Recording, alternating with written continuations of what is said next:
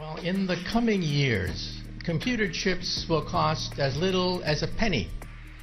That's cheaper than garbage, cheaper than scrap paper. So computer chips will be everywhere and nowhere, including our contact lenses.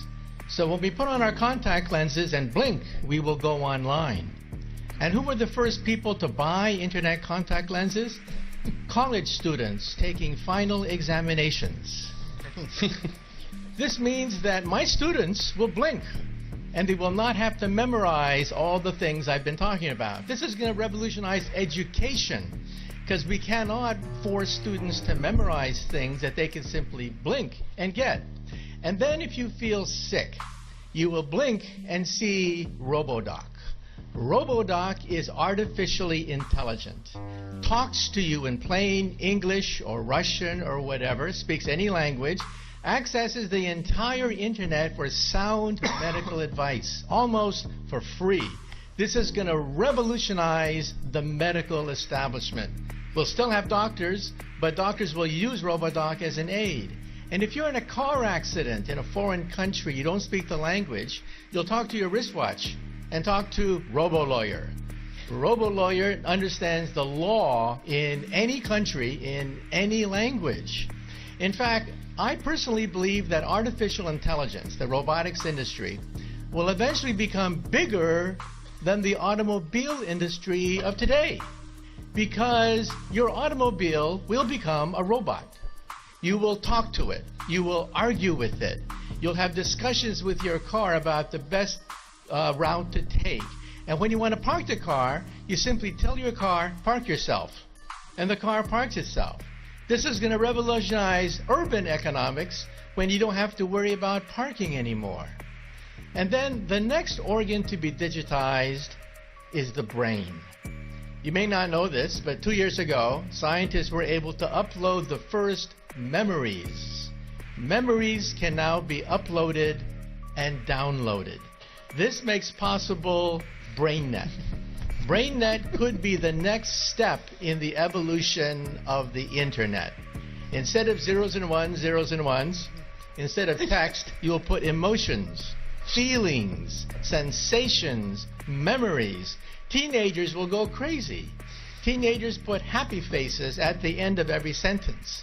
Why bother to do that when you can put the emotion of your first dance, your first kiss, your first whatever right there on the internet?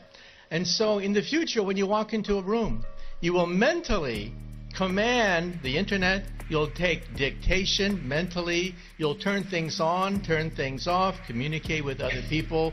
People will think of you as a wizard of some sort, mentally communicating with everything around you. That's BrainNet.